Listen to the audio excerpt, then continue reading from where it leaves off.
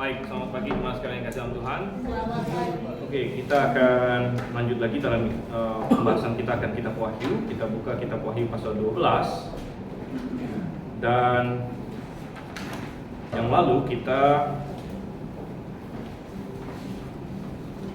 baru sampai di poin berapa ini? Poin 2 ya. 2D ya. Jadi kita mau masuk poin 3 sekarang. Dan kita masih ada di Wahyu pasal 12. Nanti kita akan lihat ayat 1 sampai ayat yang ke-18 ya.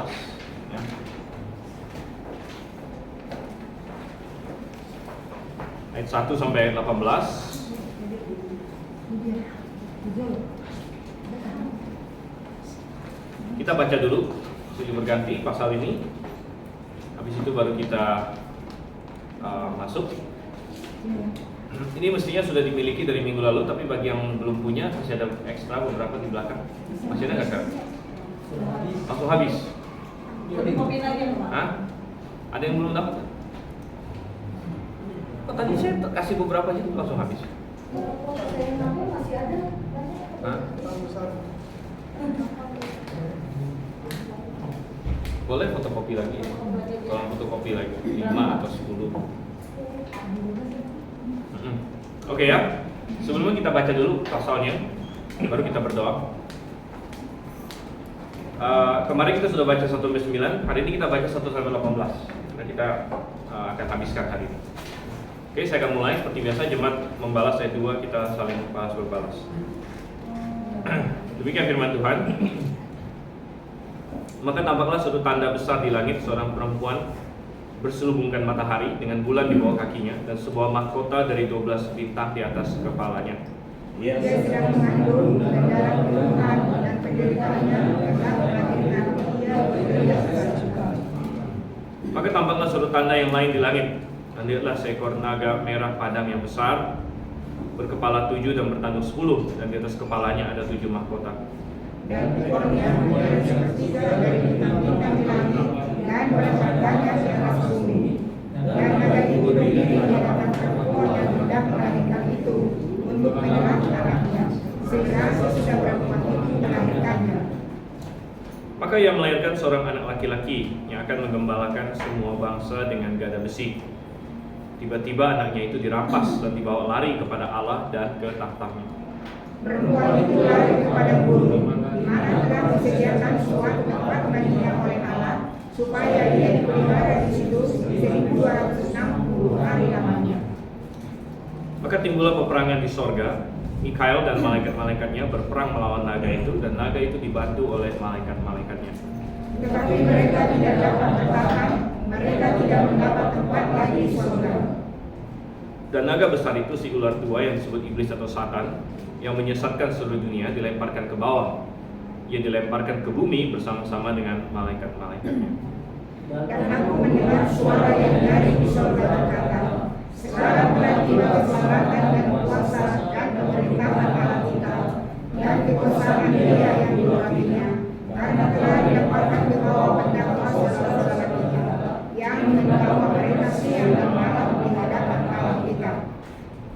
Dan mereka mengalahkan dia oleh darah anak domba dan oleh perkataan kesaksian mereka, karena mereka tidak mengasihi nyawa mereka sampai ke dalam maut. Karena itu bersukacitalah hai surga dan hai dalam kasihan yang diam di dalamnya, celakalah kamu hai bumi dan laut, karena iblis telah turun kepadamu dalam perangnya yang dahsyat, karena ia tahu bahwa punya sia-sia. Dan ketika naga itu sadar bahwa ia telah dilemparkan di atas bumi, ia memburu perempuan yang melahirkan anak laki-laki itu. Kepada perempuan itu diberikan kedua sayap dari burung dasar yang besar, supaya ia terbang ke tempatnya di padang gurun, di mana ia dipelihara jauh dari tempat udara itu selama 1 masa dan 2 masa dan setengah masa. Lalu ular itu menyemburkan dari mulutnya air sebesar sungai ke arah perempuan itu, supaya ia dihanyutkan sungai itu. Tetapi bumi datang menolong perempuan itu, ia membuka mulutnya dan menelan sungai yang disemburkan naga itu dari mulutnya. Maka marahlah naga itu kepada perempuan itu, lalu pergi memerangi keturunan yang lain yang menuruti hukum-hukum Allah dan memiliki kesaksian Yesus. Dan ia juga diri Oke, baik.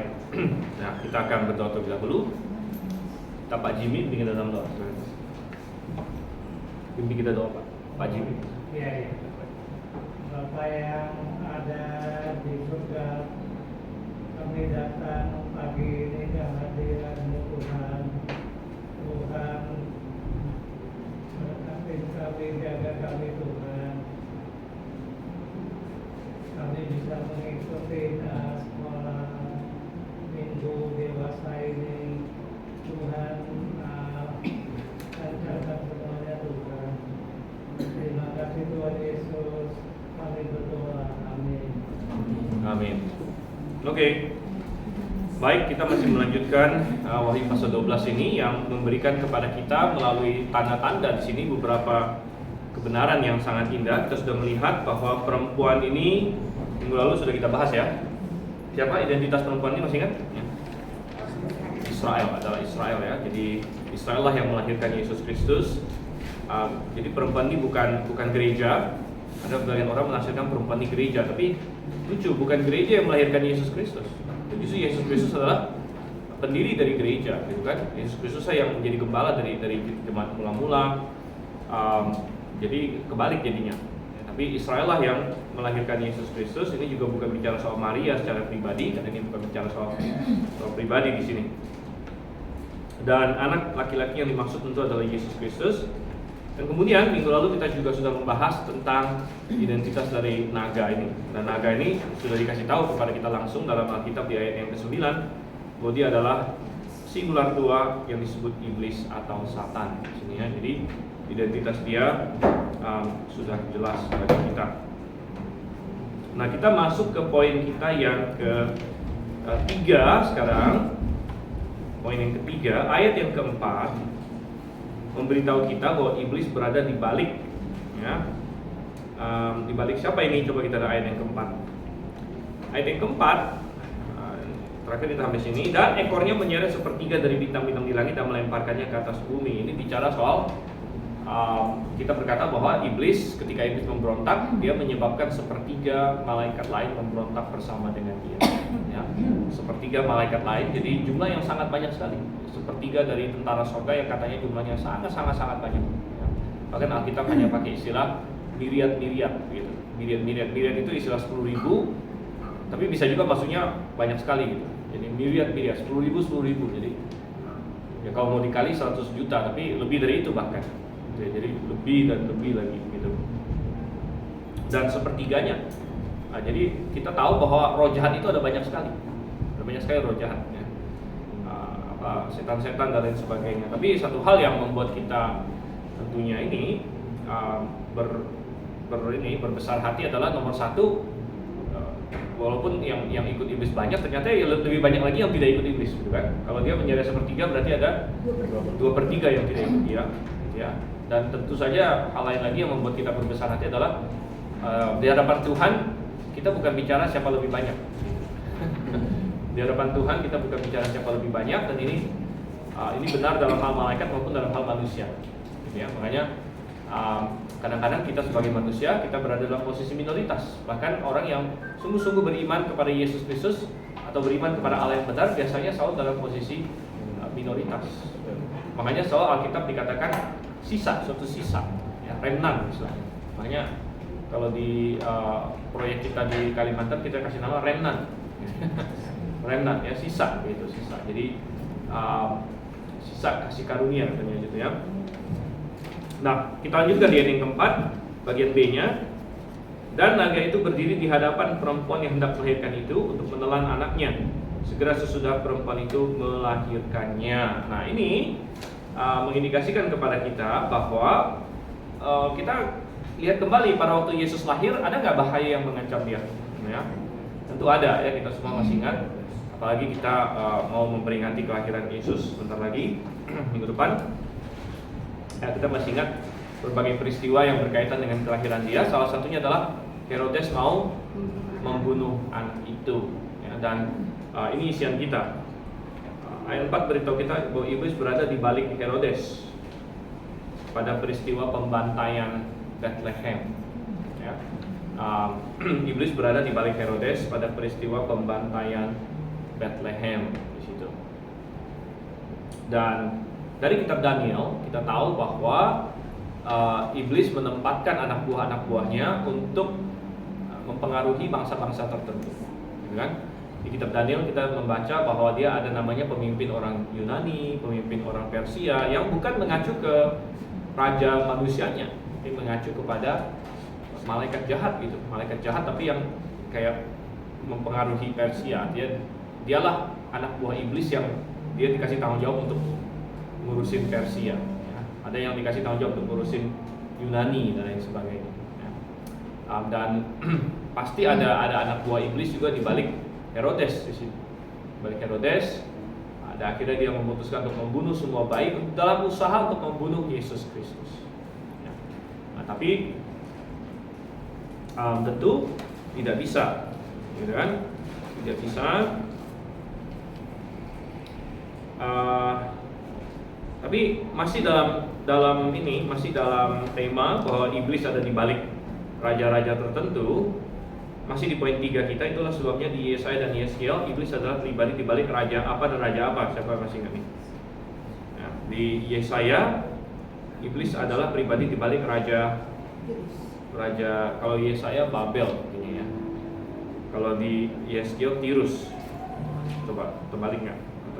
Coba kita buka dulu deh. Yesaya pasal 14 ya, Yesaya Babel gitu. Ya, Yesaya raja Babel, Yeskiel raja Tirus, benar.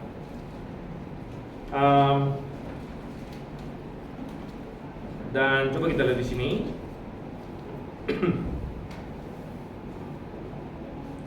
Kalau kita lihat kitab Yesaya pasal 14, LAI memberi judul di sini ejekan tentang Raja Babel. Dan awal-awalnya dia seolah-olah bicara soal Raja Babel yang manusia, gitu. Masih cocok lah istilahnya. Tapi sampai ke tengah-tengahnya ini udah nggak cocok lagi dengan yang manusia. Jadi bahasa nubuatan itu dia bicara soal yang manusianya, kemudian bergeser bicara soal ke Lucifer di balik Raja Babel itu. Ya. Makanya Yesaya 14 ayat 12, wah engkau sudah jatuh dari langit, hai bintang timur putra fajar. Nah bintang timur ini kalau dalam KJV terjemahkan Lucifer. Ya. Makanya kata Lucifer di bahasa Indonesia nggak muncul. Anda cari-cari di Alkitab Indonesia Lucifer, mana Lucifer? Ya. Ada pernah satu orang tanya di seminar, pas itu yang seminar waktu itu di Surabaya kalau nggak salah, malah bukan di Jakarta ya. Dia tanya, kok kita sering sebut iblis Lucifer, padahal di Alkitab nggak ada kata Lucifer. Memang di Alkitab bahasa Indonesia nggak ada kata Lucifer. Ya. Itu istilah itu muncul di Alkitab KJV, ya, Alkitab King James Version. Ya. Jadi dia terjemahkan di situ, wahai engkau sudah jatuh dari langit, hai Lucifer. Ya. Hai Lucifer. Nah kenapa diterjemahkan bintang timur ya, oleh Alkitab Indonesia? Sebenarnya dalam bahasa aslinya itu bicara mengenai yang terang, ya, yang terang. Dan yang terang itu kalau dalam Lucifer itu bahasa Latin sebenarnya, ya, ver, ya, Lucifer, bahasa Latin dari Yunani juga sebenarnya. Ya. Jadi pembawa terang artinya. Nah, terjemahkan tentang bintang timur dalam LAI karena bintang timur adalah bintang paling terang, ya, bintang paling terang. Dan sebenarnya bukan bintang timur itu sebenarnya planet Venus, ya. Jadi planet Venus tapi kelihatan seperti bintang gitu, tapi dia terang. Ya, dia adalah yang paling terang dibandingkan bintang-bintang lain. Ya, wahai engkau sudah jatuh, hai bintang timur putra fajar, kau telah dipecahkan dan jatuh ke bumi, hai yang mengalahkan bangsa-bangsa. Nah, ini tidak terlalu masuk akal kalau kita lihat kalau ini mengacu ke manusianya Raja Babel, gitu kan? Ayat 13, engkau yang tadinya berkata dalam hatimu, aku hendak naik ke langit, aku hendak mendirikan tahtaku mengatasi bintang-bintang Allah. Nah ini juga nggak begitu cocok dengan Raja Babel manusia di sini. Sepongah-pongahnya Raja Babel waktu itu belum ada pesawat lagi kan? Bagaimana dia bilang dia mau naik ke langit dan sebagainya? Mengatasi bintang-bintang Allah. Ingat sekali lagi, Bintang itu apa? Sering bintang itu menggambarkan malaikat. Ya, jadi mengatasi bintang-bintang Allah, dia mau meninggikan diri di atas semua malaikat yang lain. Aku hendak naik mengatasi ketinggian awan-awan, hendak menyamai yang maha tinggi. Ya. Jadi ini bicara mengenai pemberontakan Lucifer sebenarnya. Ya. Kemudian Yehezkiel, coba kita lihat ya, Yehezkiel juga sama.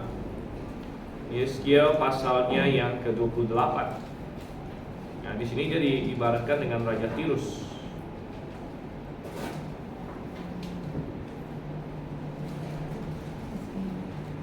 Dan sekali lagi, awal-awalnya dia bicara mengenai Raja Tirus manusia. Nah, dia bicara mengenai Raja Tirus manusia. Ya, tapi kita lihat di sini mulai dari ayat 12 lagi. Ya. Hai anak manusia, ucapkanlah suatu ratapan mengenai Raja Tirus. Katakanlah kepadanya, beginilah firman Tuhan Allah, gambar kesempurnaan engkau, penuh hikmat dan maha indah. Dan saya rasa ini bukan bicara soal manusia Raja Tirus ya. Engkau di Taman Eden. Saya tidak yakin bahwa Raja Tirus ada di Taman Eden. Kecuali ini bicara mengenai pribadi di balik Raja Tirus, yaitu Lucifer itu. Ya. Engkau di Taman Eden, itu taman Allah, yang penuh dengan segala batu permata yang berharga, segala macam di situ.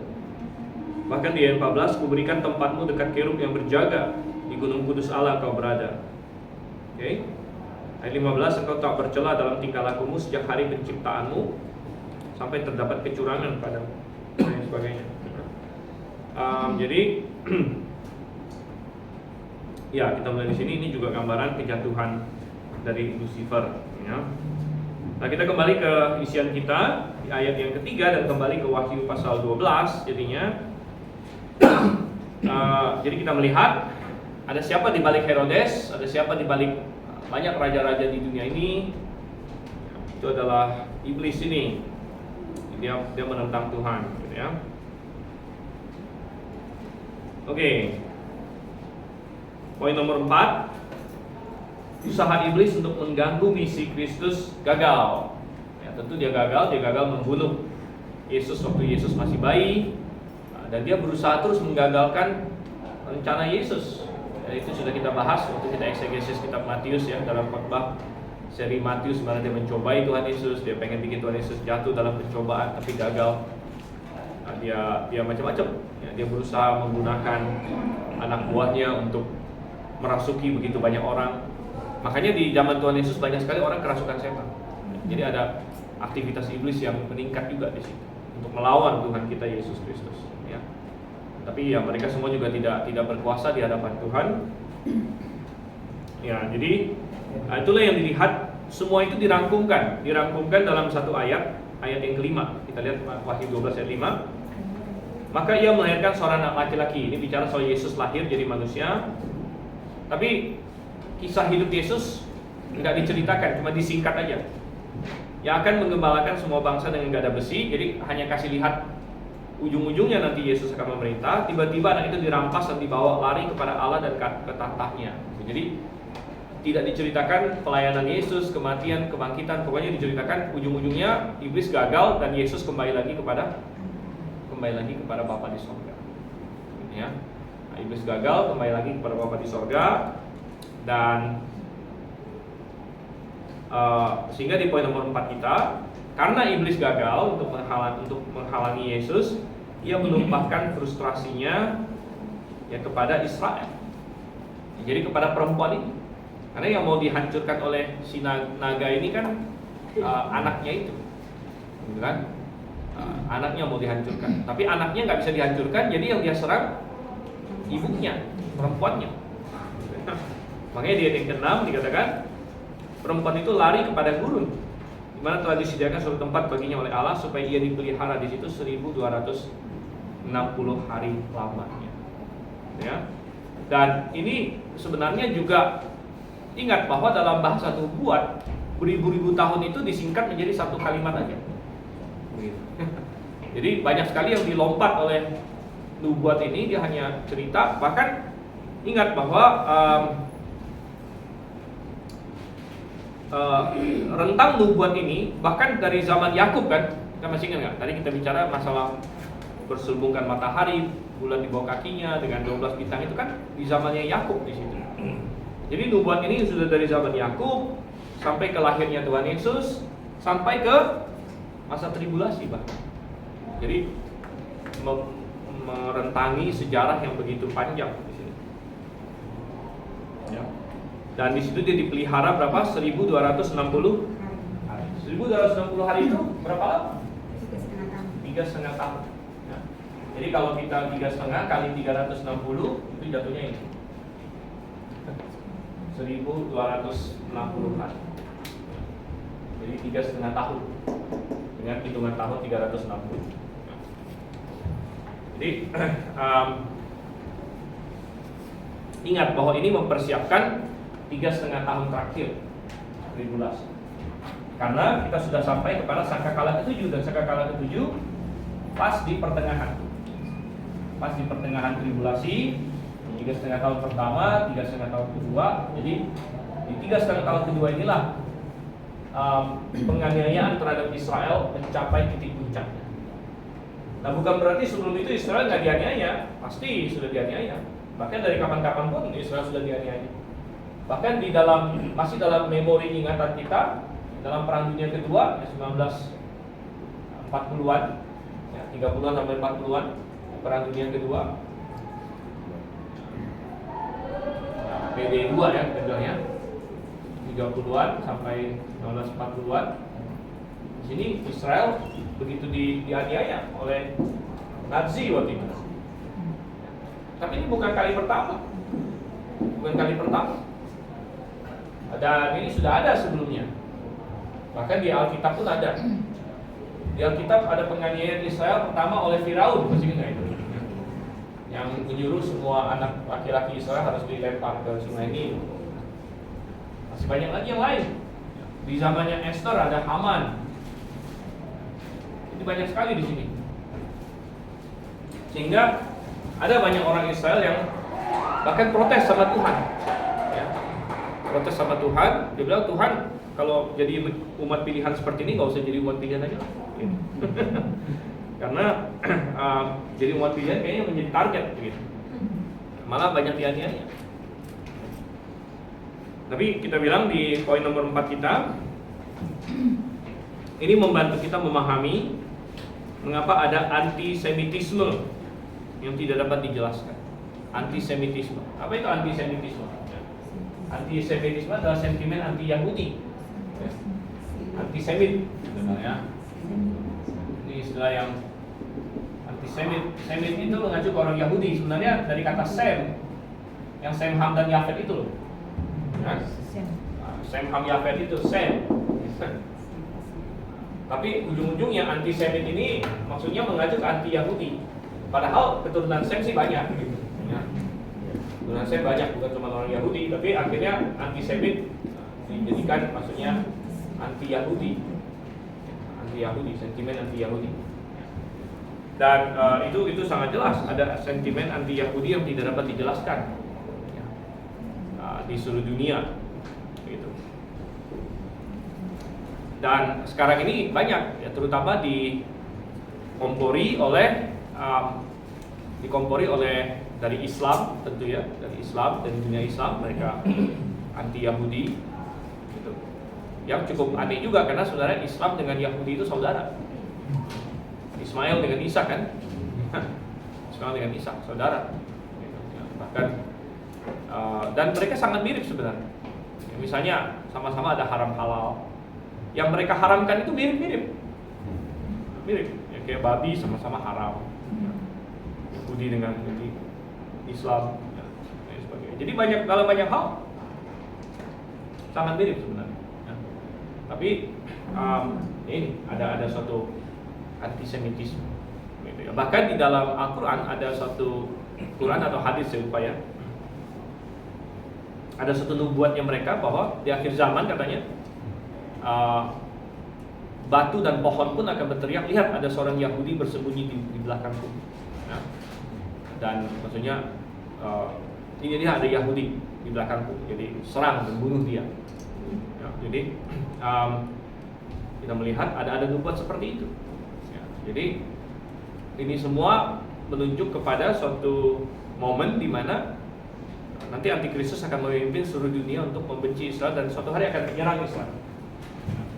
Nah, kenapa mereka sangat mau menyerang Israel? Karena iblis merasa bahwa kalau dia bisa menghancurkan Israel berarti dia mengalahkan Tuhan. Kenapa? Karena Tuhan pernah berjanji bahwa selama langit dan bumi belum berlalu, Israel tidak pernah akan berlalu. Israel tidak akan pernah hilang, tidak akan pernah lenyap keturunan Abraham dan keturunan Daud, kata Tuhan. Nah, kalau iblis merasa, oh saya sudah hancurkan semua Israel, semua keturunan Daud dan sebagainya, maka janji Tuhan sudah gagal, maka dia merasa dia menang dari Tuhan. Jadi Tuhan pernah berjanji seperti itu. Nah, ini menjelaskan ini ya. Oke, masuk ke poin nomor 5 kita. Masuk dalam poin nomor 5. Pada pertengahan tribulasi, iblis dan malaikat-malaikatnya dilemparkan ke bumi. Itu yang ada di ayat 7, 8 dan 9. Maka timbullah peperangan di sorga. Nah, kadang-kadang ada orang bertanya, kok di sorga bisa ada perang? Gitu kan? Tapi kita harus ingat bahwa kata sorga itu dari bahasa Yunani Oranos. Oranos dalam bahasa ininya.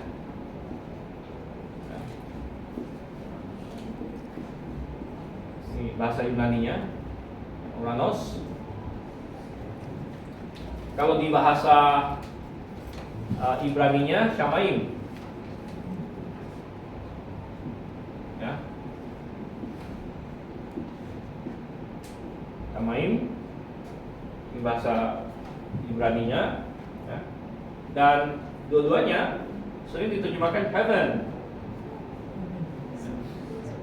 Tapi heaven dalam bahasa Inggris, ya, dari Oranos maupun Shamaim bisa berarti macam-macam. Bisa berarti langit. Jadi kata langit itu pakai kata ini juga, ya. Pakai kata ini juga. Jadi terjadi peperangan di langit bisa. Dan langit yang dimaksud oleh Oranos atau Shamaim ini bisa macam-macam. Bisa langit yang ada awan-awan kita ini, di atmosfer bumi, ada langit juga. Atau langit tempat planet-planet dan bintang-bintang, itu langit juga. Atau yang ketiga adalah sorga, tempat tata Allah. Nah, makanya kadang-kadang dalam Alkitab ada disebut sebagai langit tingkat ketiga. Langit tingkat ketiga itu adalah tempat Tuhan, ya. Karena langit pertama adalah atmosfer kita, tempat kalau kita naik pesawat itu ada di langit. Nah, langit kedua adalah di yang kita sebut luar angkasa, ya, tempat bintang-bintang, ya, planet-planet segala macam. Kemudian ada langit tingkat ketiga. Nah, ini yang manusia nggak bisa pakai pesawat ke sana. Ya. Kalau yang langit yang itu pakai roket sudah ada, pernah orang sampai ke bulan, paling jauh lah, yang paling jauh.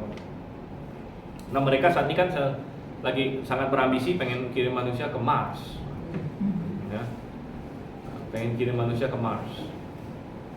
Dan itu sudah dibuka tuh, dan banyak yang apply gitu. Katanya kan, siapa mau ke Mars? Banyak yang apply, tapi dengan prasyarat bisa jadi itu one way ticket katanya. Ya. Nah, jadi one way ticket karena perjalanannya panjang, bisa hampir setahun itu. Ya. Pakai roket pun ke Mars itu 200-an hari lah. Jadi belum tentu bisa balik lagi. Tapi masih banyak yang pengen. Gitu. Banyak yang pengen. Gitu ya. Tapi kalau ke surga ya nggak bisa. Nah, jadi ketika di ayat 7 dikatakan maka timbullah peperangan di sorga, kita tidak harus membayangkan ini di sorga yang tempat tata Allah, ya, tapi ini bisa mengacu kepada di langit, ya, bisa di langit yang dalam pengertian di langit yang di luar angkasa itu, ya, atau di langit yang di atmosfer kita, ya. Dan di masih di poin nomor 5 kita, ia kehilangan aksesnya kepada Tuhan. Ingat bahwa iblis sebenarnya sampai saat ini masih punya akses kepada Tuhan. Nah, kita nggak tahu aksesnya di mana atau bagaimana, tapi dia masih punya akses kepada Tuhan. Makanya dia masih bisa ngobrol sama Tuhan, dia masih bisa menuduh si Ayub dan dan dia masih bisa mendakwa saudara-saudara kita. Tapi nanti dia akan kehilangan aksesnya kepada Tuhan. Ya, dia akan kehilangan akses pada Tuhan, dan juga jurisdiksinya di angkasa. Karena rupanya Tuhan memberikan angkasa sebagai jurisdiksinya ini iblis sementara. Makanya di Efesus pasal 6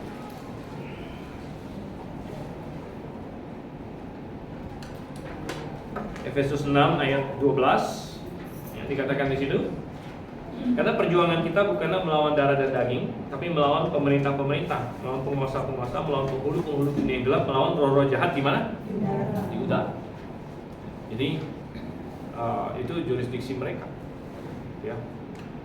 Nah, bukan berarti lalu kita harus ketakutan kalau naik pesawat segala macam. Wah, saya di udara nih. Bukan. Tapi kita memahami itu, dan oleh karena itu tidak heran, Anda tahu nggak bahwa belakangan ini banyak sekali berita dan makin lama makin gencar tentang UFO, tentang alien, ya, banyak sekali. Bahkan beberapa hari yang lalu di Amerika ada yang lapor katanya bahwa ada alien di rumahnya. Ya, ada, barusan beberapa hari yang lalu. Dan katanya ada tertangkap oleh video polisi, kan dia pakai polisi. Dia pakai polisi datang. Nah, polisi Amerika itu sekarang semua tuh pakai video badan, ya, karena takut dituntut juga segala macam. Nah, ini udah repot lah kalau sana ya. Tapi mereka sering, pokoknya setiap polisi itu harus ada ada video. Jadi kemana-mana direkam gitu. Jadi katanya menurut video polisi itu kayak ada barang apa yang tiba-tiba cepet naik ke atas gitu.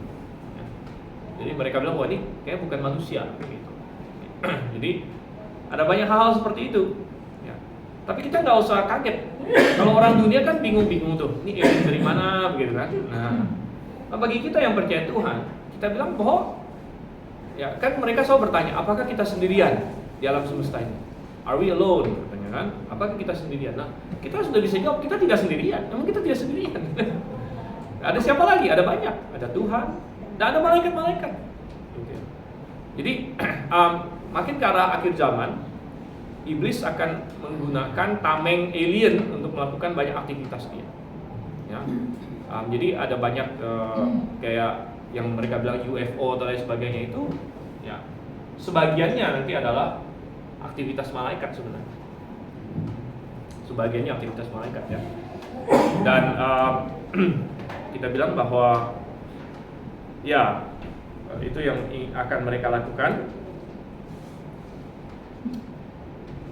Terutama lagi kita lihat di sini di pertengahan tribulasi, iblis akan dilemparkan ke bumi. Jadi jurisdiksinya di udara sudah dihilangkan oleh Tuhan.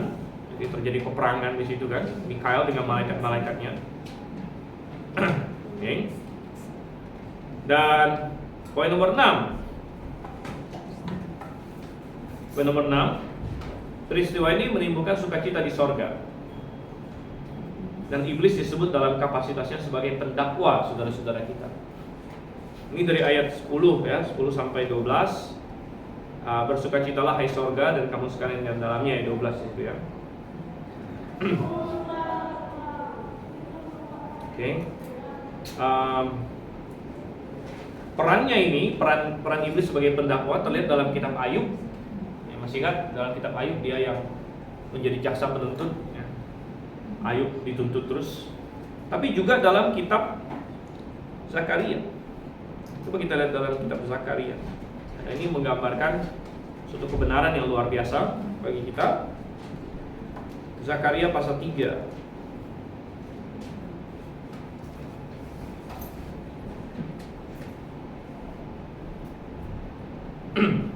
Oke, coba kita baca ya, Zakaria pasal 3. Kita akan baca berapa ayat. Ayat 1. Kemudian ia memperlihatkan kepadaku imam besar Yosua berdiri di hadapan malaikat Tuhan, sedang iblis berdiri sebelah kanannya untuk apa? Mendakwa dia. Wow. Oke, jadi ada Yosua sebagai terdakwa, iblis sebagai jaksa penuntut. Dan siapa ininya? Pembelanya. Pembelanya adalah malaikat Tuhan di sini. Nah, kalau kita paham, malaikat Tuhan di dalam Perjanjian Lama itu seringkali adalah Kristofani. Itu Yesus Kristus yang sebelum dia menjadi manusia. Ayat 2, lalu berkatalah malaikat Tuhan pada iblis itu, Tuhan kiranya menghati engkau, hai iblis. Tuhan yang memilih Yerusalem kiranya menghati engkau. Bukankah dia ini puntung yang telah ditarik dari api? Jadi Yosua disebut sebagai puntung yang ditarik dari api, maksudnya orang yang diselamatkan. Ayat 3, adapun Yosua mengenakan pakaian yang kotor waktu dia berdiri di hadapan malaikat itu. Jadi kalau mengandalkan kemampuan dia sendiri, seorang imam besar pun, ingat imam besar itu sudah salah satu orang paling kudus di Israel. Tapi imam besar pun pakaiannya kotor. Ya, karena kita semua adalah orang berdosa. Ya, mengenakan pakaian kotor. Tapi apa yang dikatakan malaikat itu di ayat 4, yang memberikan perintah kepada orang-orang yang melayaninya, tanggalkanlah pakaian yang kotor itu daripadanya. Dan kepada Yosua yang berkata, lihat dengan ini aku telah menjauhkan kesalahanmu daripadamu, aku akan mengenakan kepadamu pakaian pesta. Jadi inilah yang Yesus Kristus lakukan. Tentu di Zakaria di sini masih dalam perspektif ya, masih dalam nubuatan. Tapi kita di Perjanjian Baru sudah tahu Yesus akan mati di kayu salib supaya dia bisa menggantikan, dia bisa menanggalkan dosa-dosa kita, pakaian kotor kita, dan mengenakan kebenaran dia sendiri. Ya. Tapi ini adalah gambarannya. Oke. Ayat 5, kemudian dia berkata, taruhlah sorban tahir pada kepalanya dan lain sebagainya. Jadi ini adalah gambaran di mana kita adalah orang berdosa, kita punya baju kotor dan iblis mendakwa kita. Ya, iblis mendakwa kita. Tapi satu-satunya cara kita bisa menang adalah kalau Yesus Kristus sebagai pembela kita, dia yang menggantikan pakaian kita yang penuh dosa ini dengan pakaian pesta, ya, kebenaran yang dia kerjakan sendiri. Ya. Jadi ini adalah peran iblis sebagai pendakwa, saudara-saudara. Ya, kita kembali ke Wahyu pasal 12 di sini. Wahyu pasal 12 masih di poin nomor 6 kita. Sebaliknya celaka dinyatakan atas bumi dan laut, ya, karena iblis telah jatuh. Iblis telah jatuh ke mereka dan dia akan ngamuk di 3,5 tahun terakhir ini karena dia tahu waktunya sudah sangat singkat. Ya.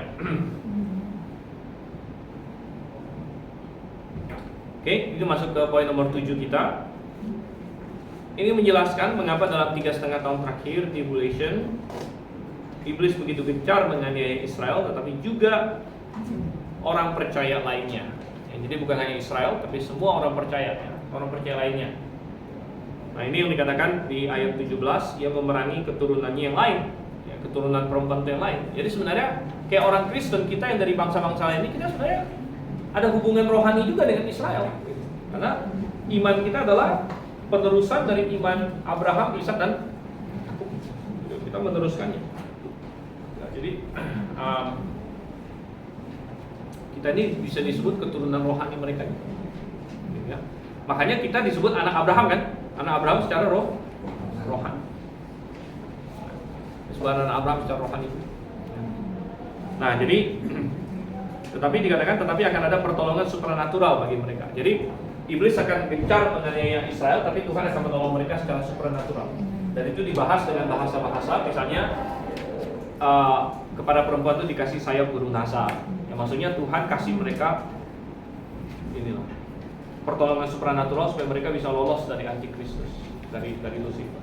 Nah, kemudian dikatakan naga itu menyemburkan air seperti sungai. Ini juga suatu serangan iblis, tapi bumi menelannya.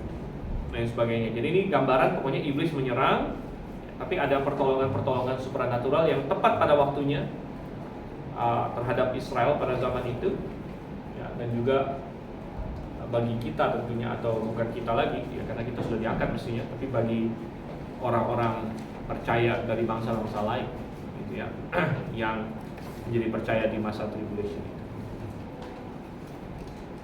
Oke, jadi ini adalah gambaran bagaimana iblis, ya, dilacak karir dia sudah dikasih tahu nih kepada kita. Karir dia di bumi ini dimulai di Taman Eden waktu dia disebut sebagai ular tua kan. Nah, ular tua. Jadi kerjaan iblis pertama di dunia ini apa?